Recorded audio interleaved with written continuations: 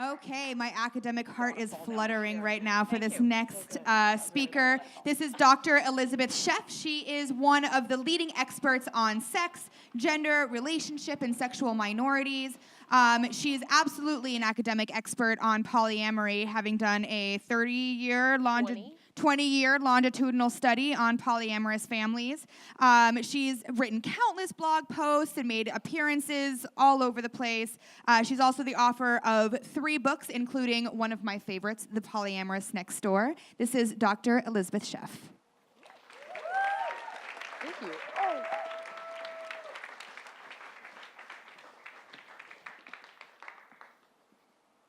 Hi. So I've got a countdown. Awesome.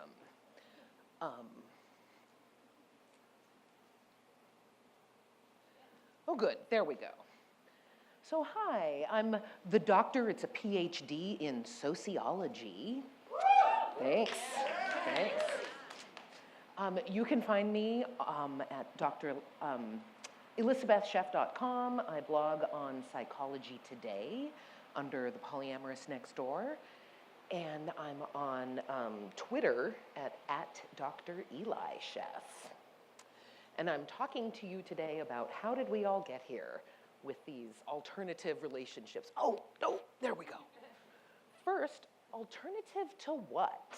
When you say alternative, one of the problems with that is that it reinforces the center, reinforces heterosexuality, monogamy as the center, and everything else is other. The problem is it's very challenging to think of other language around that. One of the ways people have dealt with that is coming up with the term chosen kinship, which I'll talk about later. First, I want to let you all know that the myth of the traditional family, as if there's one form of traditional family, is totally incorrect. As a sociologist, we study cultures, and what counts as a family and who counts as a family member has changed incredibly, drastically, significantly over time and across cultures. There's really no single traditional family. What we think of as the traditional family in the United States is actually a figment of this very specific historical time period that Stephanie Kuntz calls the long decade of the 1950s, that started right after World War II, so still in the 40s. I think World War II ended like 1945-ish, and so she dates it from 1947, when everybody was back and pumping out the baby boom, up until 1962. And some heavy shit went down in 1963. We started with this string of assassinations, beginning with JFK, which was a really big deal. And that kind of exploded our myth of ourselves as not only perfect and peaceful and wonderful and lovely, but as a nation that was even cohesive or anything at all that what we thought we were. So after 1963, everything changed. But for that long decade in there of the 1950s, we did have economic prosperity. We had women back in the home, not that they had never left the home, but white middle-class women had worked outside of the home for pay during World War II, and then the men came back and they were like, okay, go home, get pregnant, take off those shoes, you don't need to go outside, just stay in the kitchen. The thing is, working class women, women of color, they had always worked outside the home. There's no luxurious, bonbon eating when you've got to work to feed your children. So the idea that women don't work is a very classist, racist assumption, and that discounts the idea that if you ever hung out with kids at home all day, that is a lot of work. It's a lot of work to be washing dishes and clothes and making food and taking care of small people. So the idea that women didn't work and that's characteristic of a real family or a traditional family, that mom's at home making cookies, All three of the people who were able to live like that were on Valium because they were tired of not having real conversations. And single parents have been around forever, even after World War II. A lot of people died in that war, most of them men. So we had a lot of single parenthood, and in general, women have lived longer than men across the ages. So, and that's still the case, although the age gap in death is narrowing to some extent. But single parenthood has been a common fixture of families across history. So has adoption, and so has being childless or child-free, depending on how you want to look at it. But this idea that there's only one kind of family and everyone here is an alternative to that centralized single form is just not true. The truth is, families have always been changing. Families have always been in flux. That change is the real constant. So people who say, oh no, we're, like the world is falling apart, we've never been like this before, we've lost our values, that's a tired old refrain. People have always said that too. Stephanie Kuntz in this book here, I'm gonna see if my pointer works, if you have any academic geekiness at all about families, totally check out Stephanie Kuntz's book, it's awesome.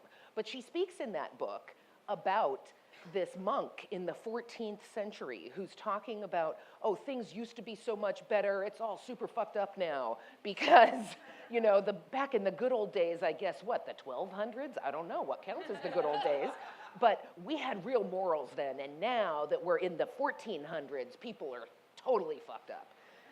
So, of course, this idea that, now everything is going to hell in a handbasket, that's old hat. So, really, change has accelerated, is the thing. In the last 50 years, change has been a constant, but it's been going faster and faster now, and there's a whole number of reasons behind that, and I may not go in the order that's up there. Economically, wages have stagnated. People have much higher expectations than they used to. You used to have a family car, not a car for everyone in the family. And your car didn't have a television in it. And you didn't have a television in every room, and you didn't expect to vacation in Aruba. Like our expectations of what we should get in life, what kind of goodies, what kind of experiences, what kind of stuff, what we should wear, that has all just skyrocketed. We have much higher expectations, and to meet those higher expectations, we must have multiple earners in the family. Unless you are Bill Gates, it's really hard to live without multiple sources of income coming in. So the idea that someone else, all these mythical people, have a stay-at-home mom who's taking care of these kids, and so as a society, we don't have to think about childcare, it's just ridiculous. We need to get our shit together and face the fact that real families have multiple incomes, or they have one person doing the parenting, and that person needs childcare too. Changes for women have been really significant.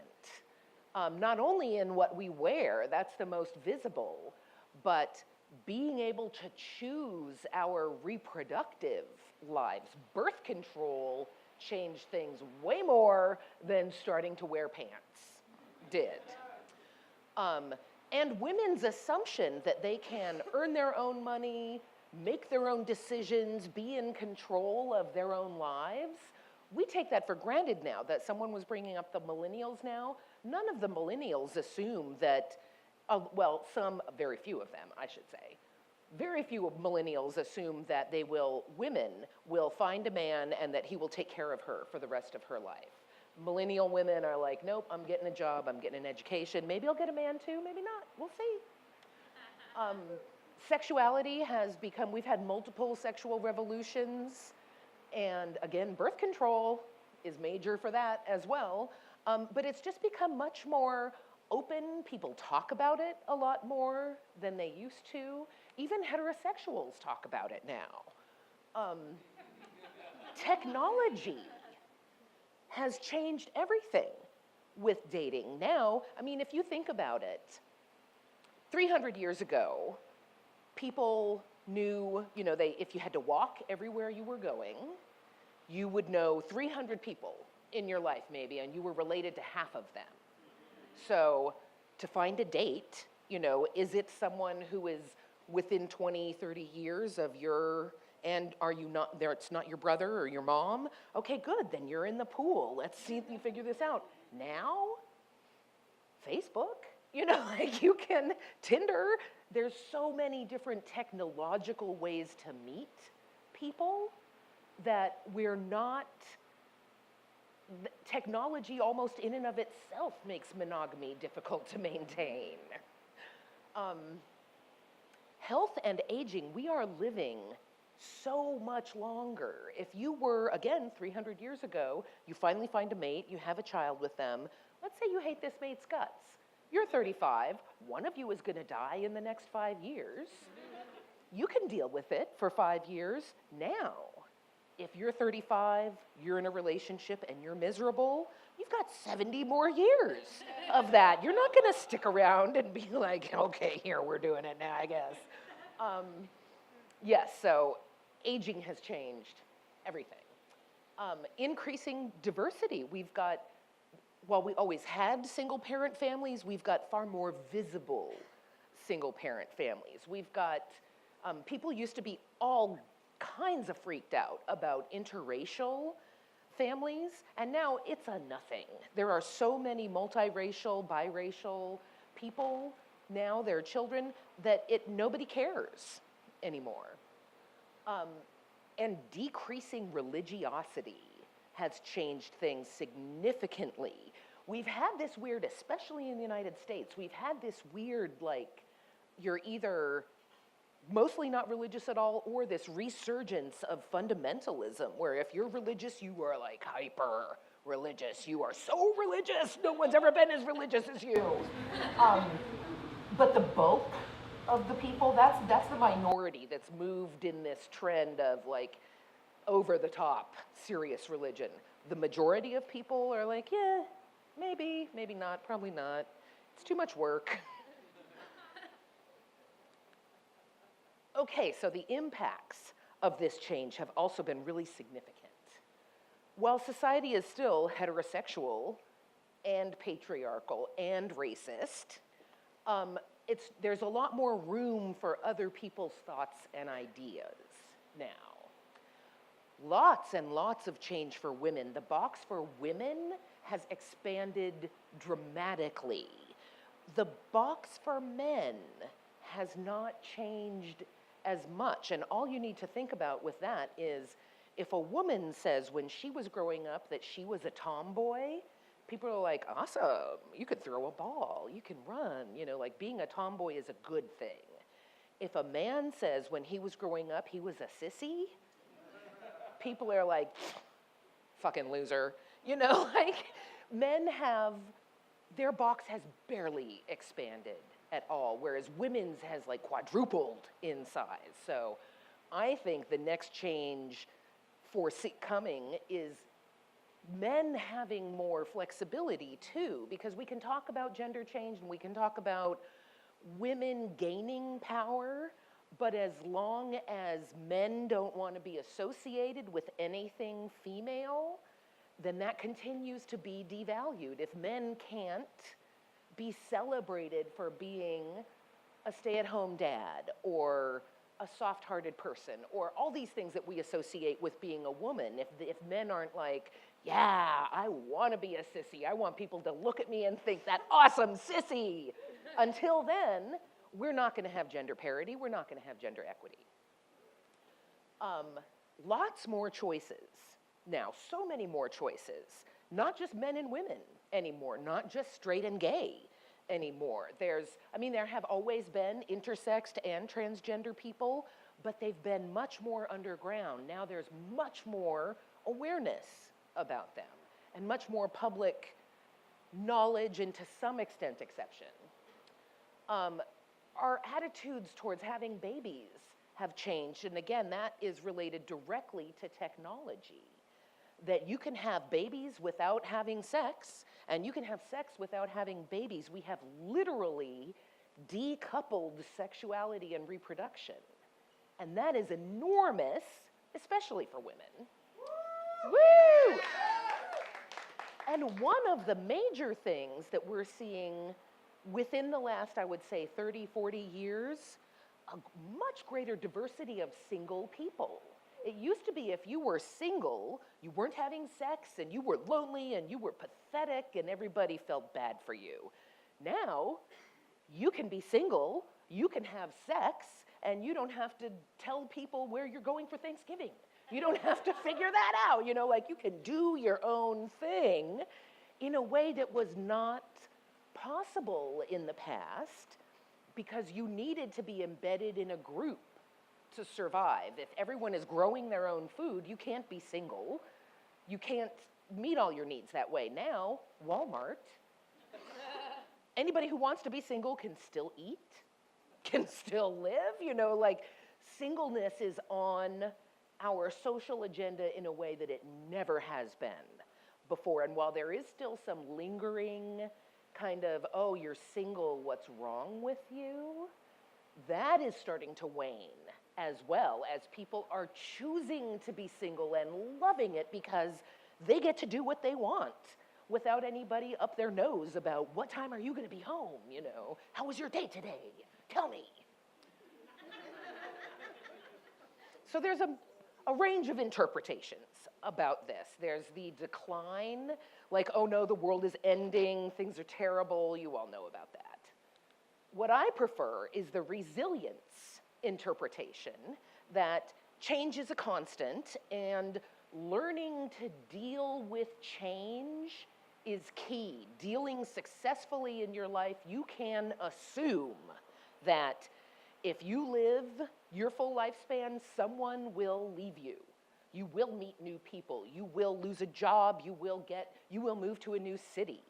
Like, that's not bad anymore. Assume that change will happen. Learn how to deal with it. It makes life more exciting. Resilience is also specifically related to families because if, everybody knows that family that something terrible happens to them and they just shatter. Somebody gets cancer and it fucks the whole scene up. Nobody can do anything anymore. In a different family, somebody gets cancer and they pull together stronger. They come out of it in better shape than they were before because they totally had each other's backs. That relies on being able to communicate and being flexible and allowing people to change. And again, these long lifespans we've got, change is important and necessary and unavoidable. So where are we now? We have these much longer lifespans, incredibly diverse. And in fact, the United States is one of the most diverse societies ever in the history of people because we can travel so much more freely than we used to. Airplanes, you can go wherever you want. People can come here, you go there. When you had to walk wherever you're going, or maybe if you were rich, you had a horse, still that really constrained where you could go. Now, people move to different countries all over the place. People come here. We're much more diverse racially, ethnically, religiously, and socially. We also have a much greater awareness of a range of family styles than we've had. I'm not sure if any of you remember one of the first single parents by choice on television was in like the early 80s maybe. Candice Bergen as Murphy Brown. People wet their pants about that. Oh my God, she's having a baby by herself. What is the world coming to? But the fact that we saw that then, and now it's commonplace. Gay families are commonplace. Multiple partner families are commonplace. And we're just much more aware of that, of our options. As we see the options proliferate, we think, oh, you could do it that way? Huh, who knew? That sounds kind of interesting. Maybe I'll do it that way too. Divorce has replaced death as the way people end their relationships. Non-marital birth, and even intentional non-maritable,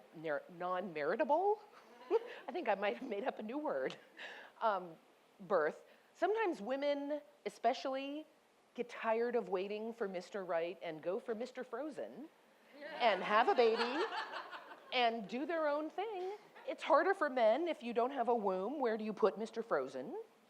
Not totally sure about that. But it's very common now, non-marital. And it's not like, oh no, I'm a failure, I had a baby outside of wedlock. It's like, yeah, you and everybody else has a baby outside of wedlock. Mixed race or religion, I touched on that a little bit.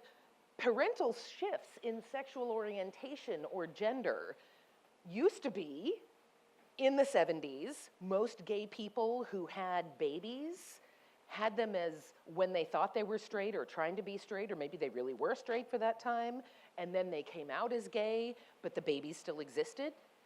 Now, parents have all sorts of sexual orientations. Sometimes they have that shift, but it's not as big of a deal. It's not like, oh my God, your dad came out as gay, now the world has ended. It's like, yeah, so what? Does he have a car? Will he give us a ride? Does he have $5? So chosen kinship, I think, has really come to replace this idea of alternative kinship. So chosen kinship stands in contrast to biolegal kinship, which means being connected by biology. You are consanguine relatives or connected through a bloodline, or legally connected, usually via marriage, sometimes adoption.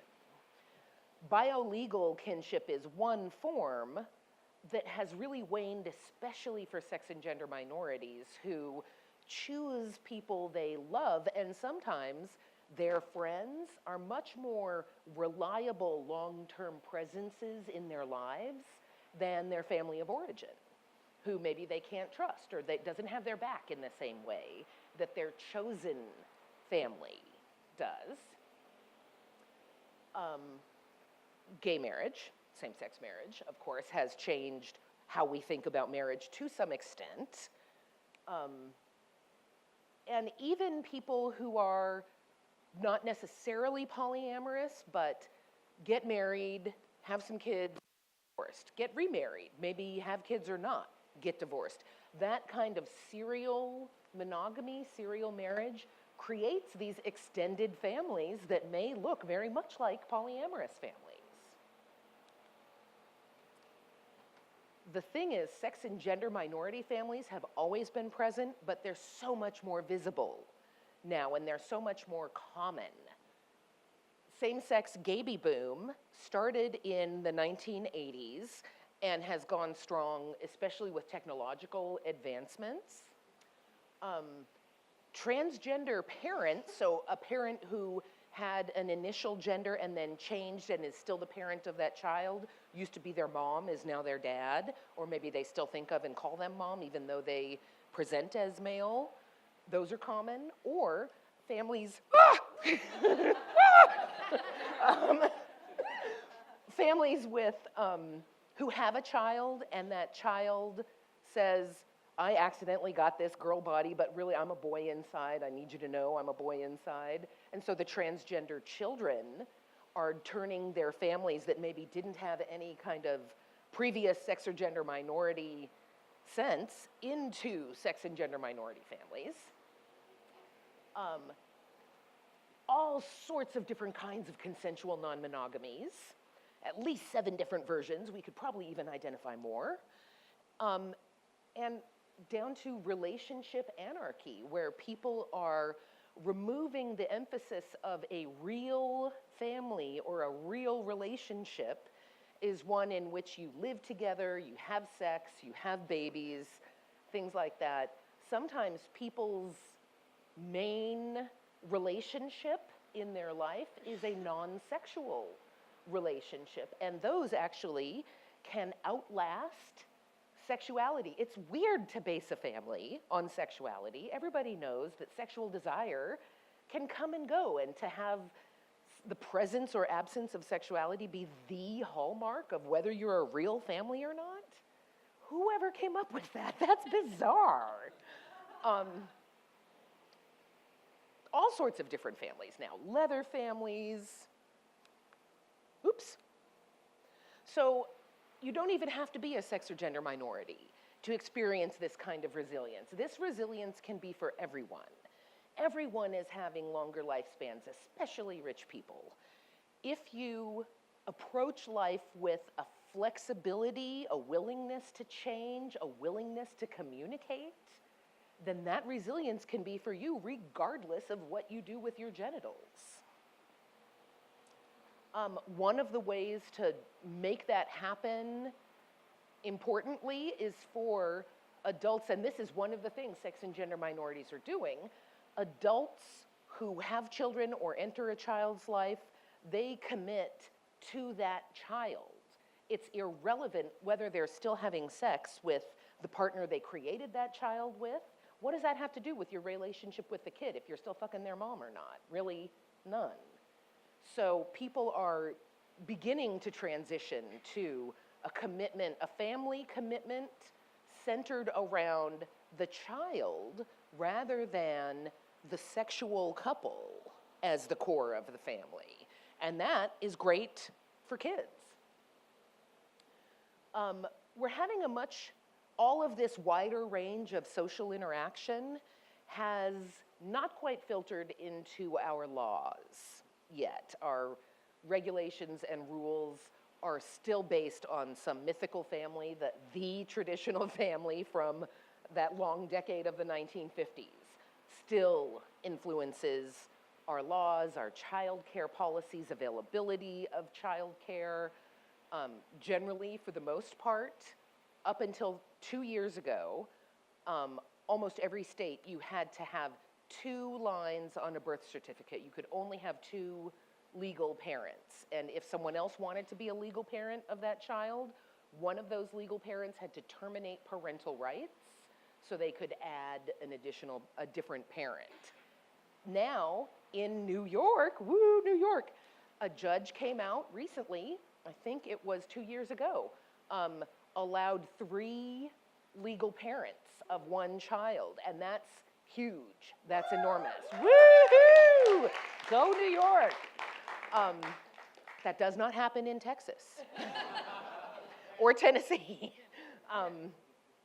But definitely our laws and our regulations and our social structures are lagging behind the way people really lead their lives now. And for some people, that creates significant hardship. I think I'm done.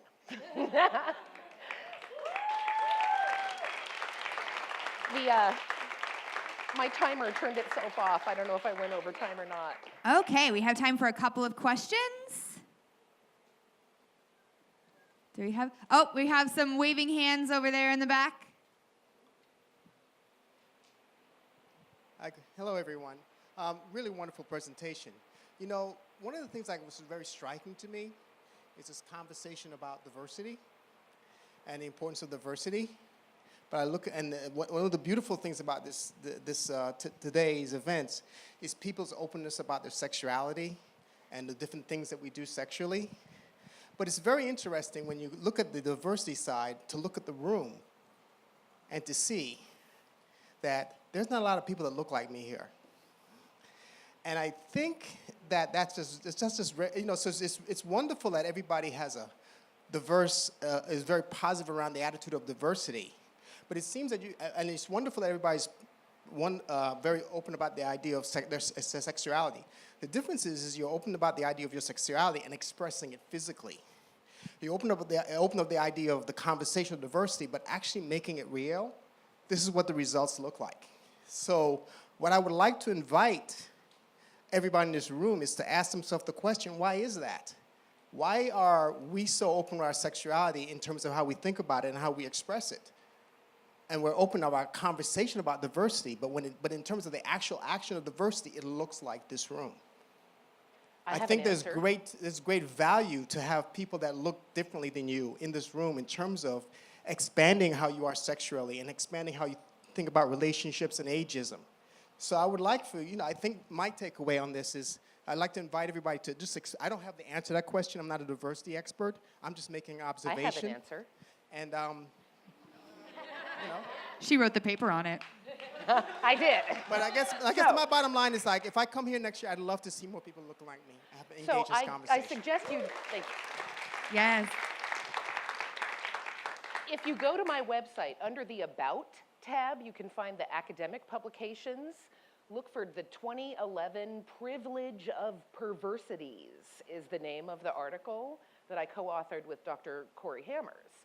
And in that, we looked at, and it was an exhaustive survey of not only our own, she and I had both done research on sex and gender minorities, but everyone else's research that we could find that had any kind of demographic information.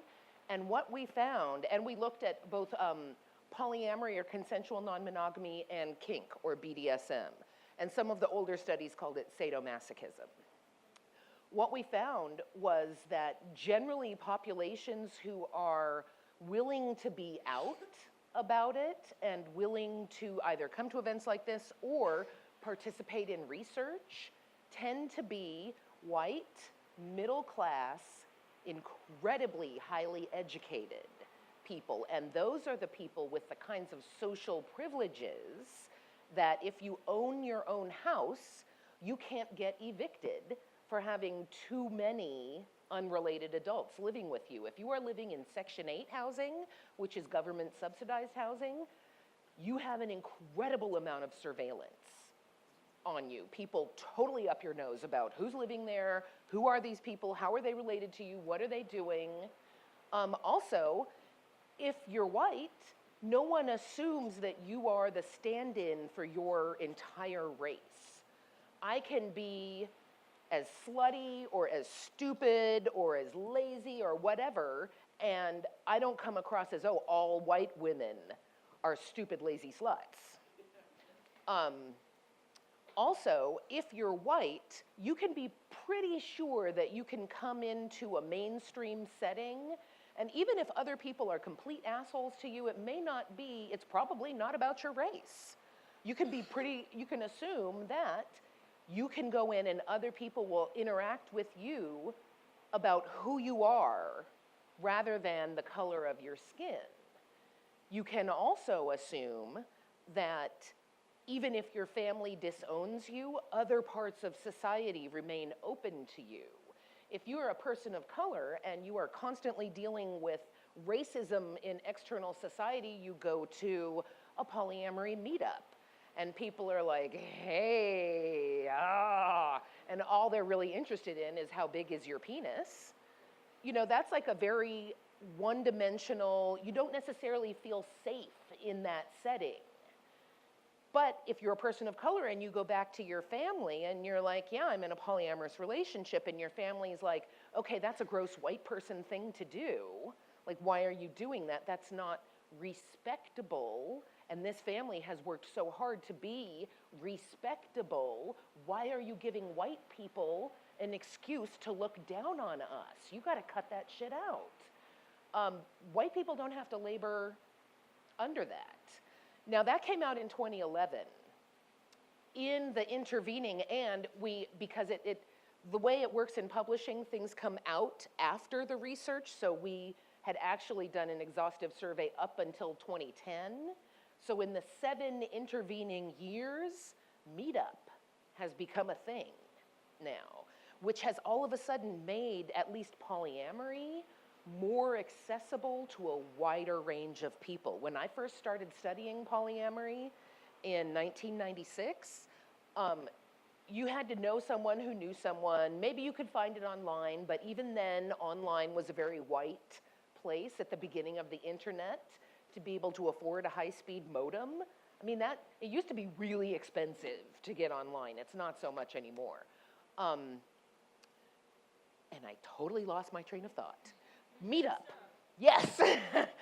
You used to have to go either have a lot of money to get a high-speed modem or go to these events, $300, $400 for a weekend event to meet people and find out about it. Now with Meetup, you can go a half a mile and invest 2 hours and just kind of check it out. It's not this giant investment of money and time and segregated social space that it used to be.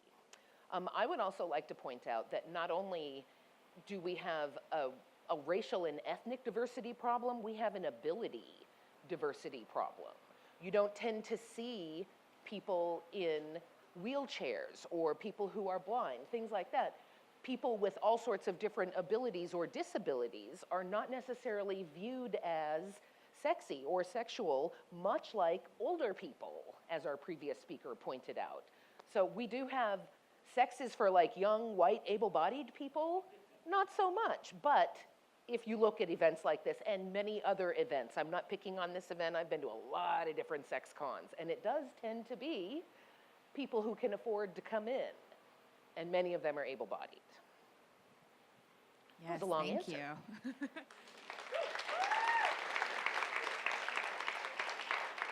And great question or great comment. Can we get one more question?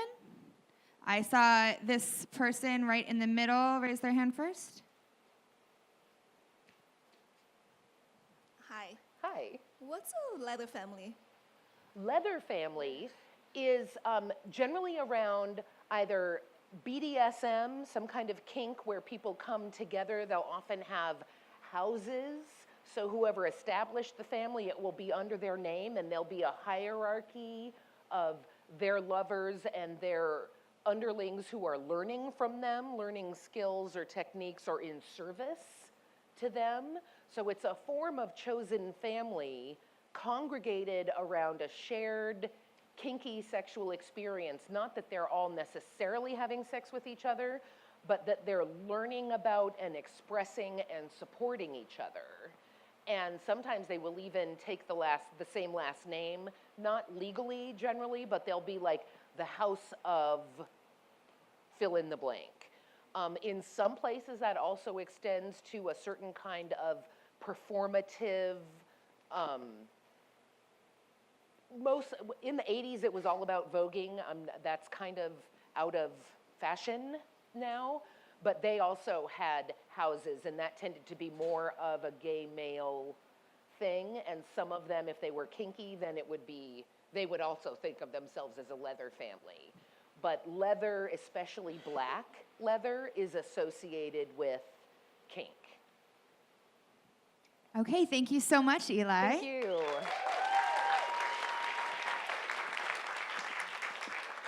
If you would like to dig deeper into her deep, deep knowledge pool, she is teaching a workshop